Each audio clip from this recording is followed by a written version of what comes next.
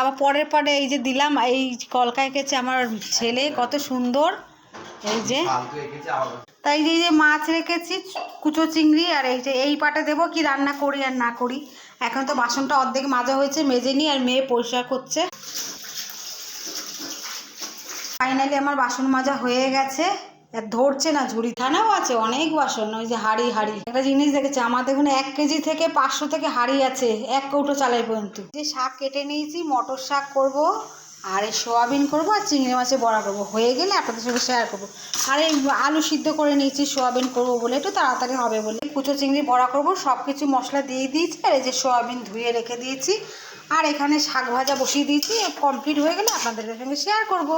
তা সরি বন্ধুরা, পুরো রান্নার ভিডিও দেখাতে পারলাম না, গাছে এখন জল দিচ্ছি সেটাই দেখাচ্ছি। আমার না চার্জ ফুরিয়ে গেছিলো ফোনের, তো তার জন্য খুব খুব সরি। তা ভিডিওটা ভালো লাগলে কমেন্ট